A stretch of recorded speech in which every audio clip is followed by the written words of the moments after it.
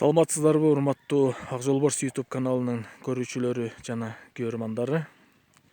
Бүгүн биз мамлекетибиздин баалуулугу тууралуу, тагыраагы шайлоо тууралуу айтууну туура көрүп турабыз. Анткени мына өзүңүздөр көрүп турасыздар, кандай гана тынчтык, кандай гана кооз биздин жаратылыш. Бардык өсүмдүктөр, мөмө жемиштер, дарактар мынантип өсөт. Бул Акташ тоосу. Кыргызстандагы эң бийик тоолордун бири десек болот.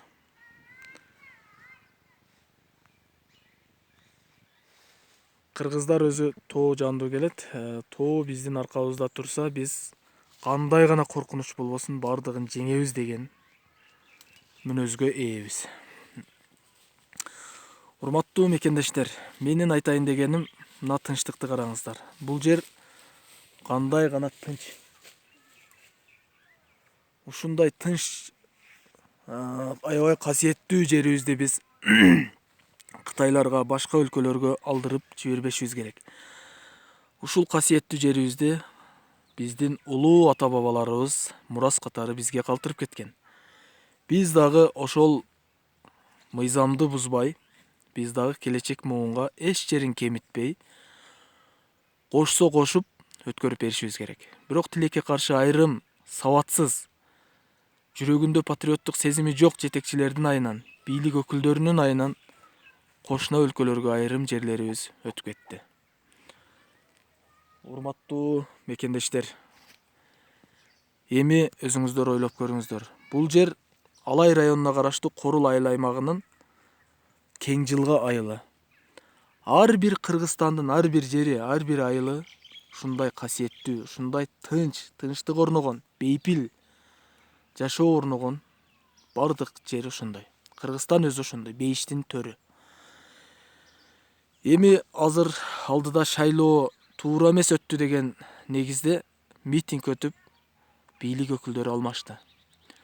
Дагы Сооронбай Жээнбеков Айкөл элдин тынчтыгын ойлогон, стабилдүүлүктү ойлогон, кан төгүлбөсүн деп тынчтыкты ойлогон президент экен. Экс-президент макамын алып, өзүнө да жакшы болду, элди да ойлоп тынч өткөрүп берди.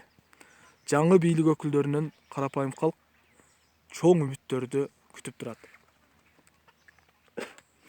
Биз ойлойбуз, жаңы бийлик өкүлдөрү жакшы иш алып барып, Кыргызстандын келечегин түптөйт деген үмүттөбүз. Шайлоодо карапайым калк чынын айтканда чындык ачуу болот, акчага сатылып, ушундай башаламандык болду. 1000 сом үчүн келечегибизди саттык. Ушундай татынакай жерлерибизди биз 1000 сомго сатып жиберип жатабыз. Кытайга болобу, кайсыл жака болбосун өтүп кетиши толук мүмкүн. Анткени каржыбыз 5 миллиарддан ашып турат. Аны ким төлөйт? Эч ким төлөй албайт. Жерибизди гана берип тынбасак, мыкты бийлик өкүлдөрү гана же болбосо ошол карызды төлөө жолдорун издеп төлөп бербесе, бул кыйын нерсе. Эми алдыда шайлоо бизди күтүп турат, урматтуу мекендештер. Биз ошол шайлоодо чыныгы иштей турган, коркпой турган депутаттарды шайлап алышыбыз керек. Партийный система болобу, бир мандаттуу шайлоо болобу, бизге айырмасы жок болуш керек, урматтуу карапайым калк.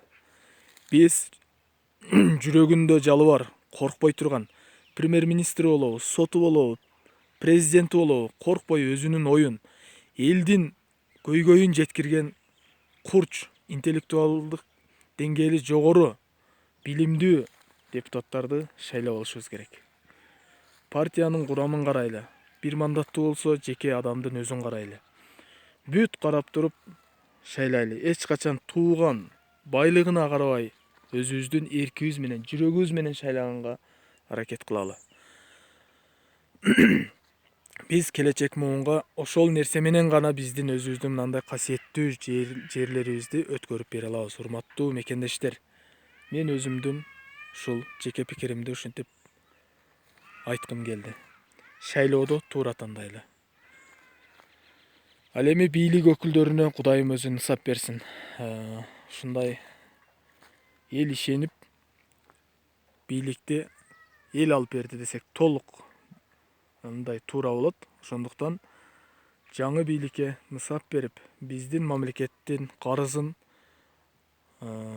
төлөп, ошондой төлөй турган жолдорун ойлоп, экономикабызды көтөрүп, жакшы бир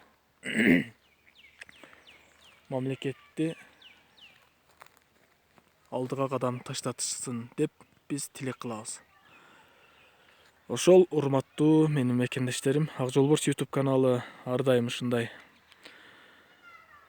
жакшы маанайда видеолорду чыгарганга аракет кылат. Ошол шайлоодо сатылбайлы, сатпайлы, жүрөгүбүздөгүнү шайлайлы.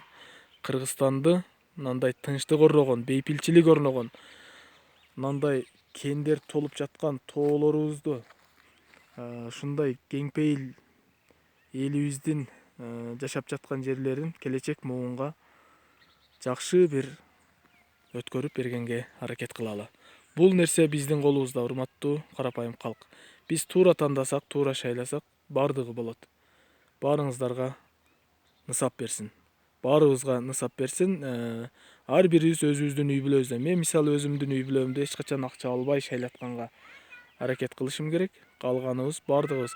Исхак Разаков айткандай, сен таза болсоң, мен таза болсом, коом да таза болот дегендей, мен албасам, башкасы албаса, бардыгыбыз албайбыз.